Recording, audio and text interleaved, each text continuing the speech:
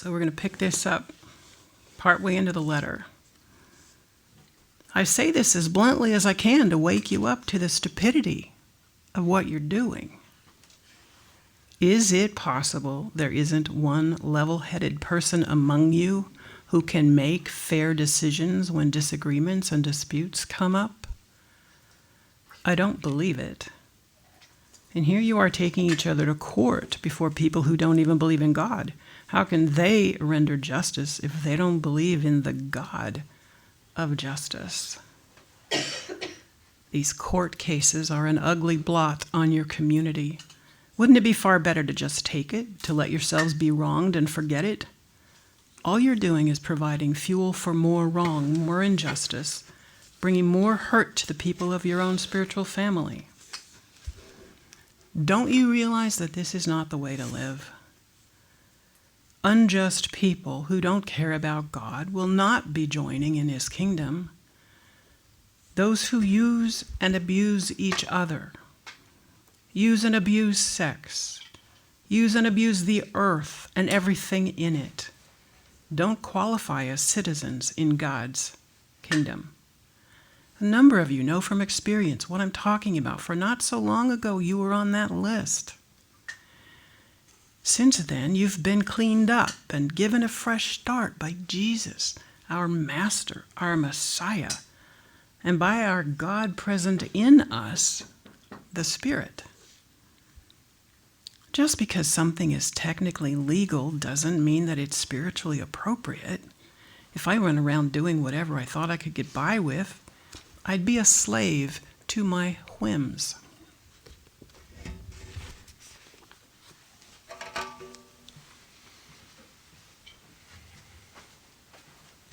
Good morning.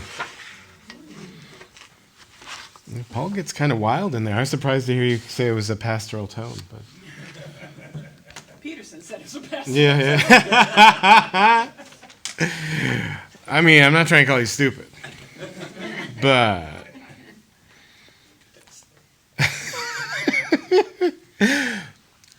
there is this one sentence in this article, the confession, that has gotten more attention than any other sentence in this article of the confession. Sentence is, we believe that God intends marriage to be a covenant between one man and one woman for life.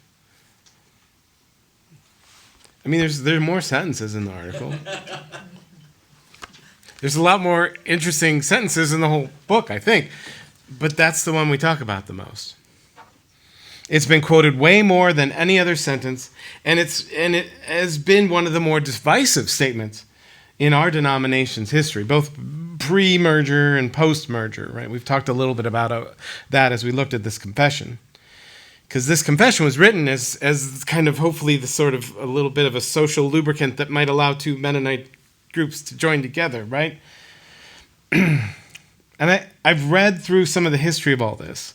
I only joined the Mennonites in 2009, and I started to get a window into how conferences and churches work together when I started serving as a pastor in 2010. The history of how our denomination has approached LGBTQ people and their allies, it completely predates this sentence from 1995.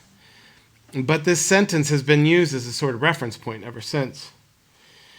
Going through Susan's files, I read a letter written in 2012 from the Lower Deer Creek Mennonite Church to the rest of Central Plains Mennonite. And it becomes clear that this sentence has jumped out of this confession to be put into service in many anti-gay attacks that have happened within our church. This folder has a bunch of different documents that I've been kind of combing through this week and processing. But this conversation, like I said, about how we Mennonites should connect or not connect with LGBTQ people has started way before this. It was 1976 when the Brethren Mennonite Council for LGBT, just the T, no Q at that point, this is 1976, where the Brethren Mennonite Council for LGBT Interests was formed. This organization is often referred to as BMC. If you go to conventions, if you go to conferences, you'll hear about BMC. You might see their logo. You might get a little stress ball. They had stress balls that they gave out at the 2015 convention, which is where a lot of conversation happened. Just grab Paul's arm really hard. This group has been advocating for inclusion for 47 years. Now, to give you some perspective, I didn't have to calculate that number because 1976 is the year I was born. It is honestly quite wild to hear that this organization has been standing up and advocating for gays, lesbians, and transgender people for so long. We also should consider for each of us how our understanding of the relationship of LGBTQ people to the church has changed, right? I am sure it has changed for most of us since 1976. It most likely has changed since 1995 when this confession is written. And based on conversations I've heard, there's been shifts in our community since 2017 when our church chose not to marry Liz and Anna. I found a document from Faith Mennonite Church in Minneapolis. And for full disclosure, that was the first church that Lauren and I were part of, the first Mennonite church Lauren and I were part of. This 2-page document kind of recounted their journey towards becoming the first openly inclusive church in our conference. How they got there and then what happened afterwards. And it's a fascinating document. It was a wild ride because it started in 1984. They read this document called Human Sexuality and the Christian Life that was created by the General Council of Mennonites, half of what became MCUSA. And then it started to get a little more specific and a little more pointed in the 1990s because the Brethren Mennonite Council for LGBTQ Interests, the BMC, it was based in Minneapolis. And they actually asked to rent space from Faith Mennonite Church. So now they got to make a decision. This is when it all gets kind of more real, doesn't it? The discussions they had created much frustrations and turmoil, and their stories just... it's fascinating, engaging. There were multiple active and loyal member couples in their church, members of the church, that as they started this discussion, their marriages ended in divorce because one partner in the community came out as gay or lesbian. I think it was 3 or 4 different couples that they didn't name people, but it wasn't just one. At an FMC congregational meeting in 1996, a motion was made. The motion was, we believe that while scriptural teaching leaves room for disagreement on the issue of homosexuality, Christian gays and lesbians, whether single or in a marriage equivalent relationship, should be welcomed into the membership and leadership of Faith Mennonite Church without regard to sexual orientation. That was the statement they made in 1996, a year after this was published. 2/3 of the church approved and 1/3 disapproved, and shortly after this vote, I'm guessing it passed. The letter didn't say that, but 2/3 is usually the amount needed in most church constitutions. Shortly after the vote, 40 people left Faith Mennonite FMC to establish Emmanuel Mennonite Church. It was a difficult time for people who left and difficult for people who stayed. As Faith Mennonite shared openly about its discernment and struggles with the conference, they faced further hardships. In 1988, a vote was taken at the conference level whether the FMC should face discipline. 58% of the conference voted to end the relationship with Faith Mennonite Church. But a 2/3 majority is required by the district bylaws in order for that to happen. I feel like this story that is part of our story, because we're part of their conference, they're only 3 hours away from us, I feel like it's exemplary. It just helps to understand this struggle, the conversation, how we talk about it, and how this article has kind of played into it in kind of odd ways. Now, so they weren't disciplined, but then in 1999, at the next meeting, FMC was disciplined and declared a provisional member. So I don't know how that happened. He didn't say how it happened. I don't know if they received a 2/3 vote or not, or if an executive group made this decision because of so much frustration by some members of the conference. I know that in Allegheny Conference, where I served in Stall, Hyattsville Mennonite Church was sanctioned, And they were sanctioned through a simple majority vote. They were considered something like a provisional member. They could attend, but they didn't have a vote. After this sanction, Faith Mennonite couldn't vote, but they continued to contribute financially to the conference. They volunteered for conference work, and they participated in meetings and discussions. They showed up, and they kept showing up, even when people said they didn't want them there, right? At the 2003 conference annual meeting, FMC was reinstated as a full member, even though they were considered at variance. This language continues to be used across the denomination because they're at variance with either this book or this other one that's called Membership Guidelines. There's these different books that we kind of reference. So then, in my further digging, I found this document from our conference that's now called Central Plains Conference now, because it used to be the Iowa, Nebraska, right? So the merger had happened. And it was titled A Mission-Focused Approach to Congregations at Variance with Conference, which was dated October 26, 2002. And our new partner in reconciliation, Sharon Waltner, was part of the group that put that letter together. So anyways, weird little connections here. Small, but we're also in the Mennonite world, so you kind of throw a rock and you know somebody. But anyways, so this is where we begin to talk about what I think is important. And as we think about this idea of a confession of faith, right, how do we interpret and apply a confession of faith? This document begins, it's a 4-page document, it begins with kind of almost a full page talking about the difference between a confession and a creed. It says, from its beginnings, the Anabaptist movement birthed a confessional rather than creedal church. Creeds, like the Nicene Apostle or other articles that become part of canon law, are created to refute heresies and determine when one's witness has fallen outside of orthodoxy. That's the function of a creed. It creates clear boundaries around belief and understanding of God's work. Confessions are created for the purpose of collecting the commonly held beliefs of the church for the purpose of instructing people in faithful discipleship as followers of Jesus in a given historical context. It's the idea of orthopraxy versus orthodoxy. Are we worried about right belief or are we worried about right practice? But it's also not hard and fast rules in the same way creeds are. Here, to put it more succinctly, they say it different. The purpose of a confession is to instruct members into faithfulness rather than defend against heresy. And it seems that when we start using this confession of faith as something that is there to help us prove our point, I believe, if we say that this is the tool through which we must interpret Scripture, we end up actually doing something Paul talks about, trading in the truth for a lie.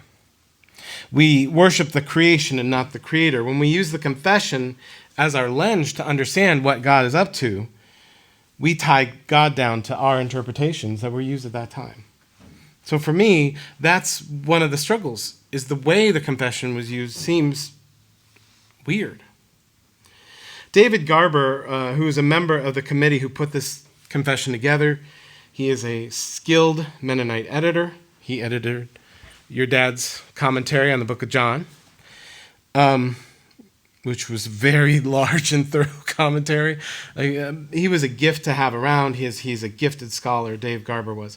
And he was part of Allegheny Conference while I was around. And he shared that the words they wrote in this were never meant to have the authority to settle a debate. That's not necessarily how we understand a confession. That isn't necessarily the charge they had. It was to kind of get a glimpse into where we are right now. But instead, as it says in the introduction of the confession, the intention was that confessions of faith provide guidance for belief and practice. In this connection, a written statement should support, but not be replaced with the lived witness of faith. It has been hard for me over this week to kind of distill. I've been thinking about beforehand too. How do we distill and discern? How do we talk about this article of confession? Do we just Do we talk about the intention of the article? What was there? What's written? Do I delve into the larger thing? Do I bring an apologetic thing? Or do we just talk about the larger conversation about human sexuality? Because this is the only article that talks about human sexuality, really, like in the whole thing. Or do we just talk about how the church interacts with LGBTQ people and the practices? Like, if we look at the history and the way this document lives in our church, I feel like this sentence is the one we need to talk about. We can't just put it in or couch it in other things. But the thing is, since this is the only official conversation about sexuality that we see in this confession, and I would suggest that those of us who've gone through puberty, especially while we were in a church, know that this topic of human sexuality is something that has great concern for some parts of our lives, right? I struggle with this article in general, just as Grant does. Not just with one sentence, but the whole thing seems to be a little off. It feels pretty connected to some really puritanical understandings of sex. It says quite confidently, according to Scripture, right sexual union only takes place within the marriage relationship. Period. And it cites Exodus 20, thou shalt not commit adultery, and it cites 1 Corinthians 6, which we read part of. But, I mean, when you really do the study, both of those sections are way fuzzier than that. The one verse, pulling one verse out of the Old Testament, ignores the reality of sex in the Old Testament and underlying reality of the Hebrew language that is translated. This commandment is a very specific prohibition of a man from having sex with another man's wife. That's what this commandment is about. It's don't sleep with someone else's wife, right? I mean, the Old Testament men could have multiple wives and concubines. This idea that somehow, anyways. And 1 Corinthians 6 Freudian slip for sure. And 1 Corinthians 6 seems like a pretty clear attack on prostitution in some translations. But I don't know that it's the call to chastity that we often want it to be. And we can talk about human sexuality. It's complicated and it's powerful and all that stuff. I don't want to make light of it, but it seems to oversimplify something that's just way too complicated and beautiful for me. And another struggle comes up for me as I look at Note 4 on page 74, you can look at it or not.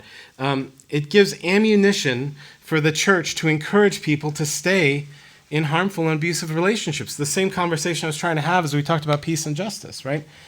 It says, Jesus affirmed the sanctity of marriage and pointed to the hardness of the heart as the ultimate cause of divorce. Today's church needs to uphold the permanency of marriage and help couples in conflict move towards reconciliation. And those are tools that have kept people in abusive relationships for far too long. So these are the other parts of the article that I feel like we should talk about. But in the history of our denomination, this article is significant because it says, we believe that God intends marriage to be a covenant between one man and one woman for life. And that's why we keep talking about this. It is quite possibly the only sentence that has been used to accuse of church to being that they're out of line with our faith, too, if you think about it. I haven't heard about other churches being in variance for other things, right? When I was part of Allegheny Conference, there were member churches who didn't allow women in leadership. And we had 2 women as our conference ministers, Donna Mast and Joy Cochin. Donna was the lead and Joy served the youth.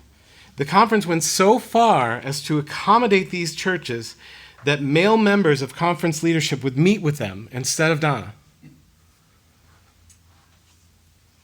The thing is, Article 15 on page 59 says, the church calls, trains, and appoints gifted men and women to a variety of ministries on its behalf.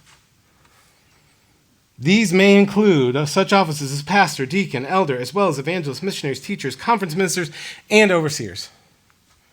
But we never called those churches in variance. We never put them in the penalty box.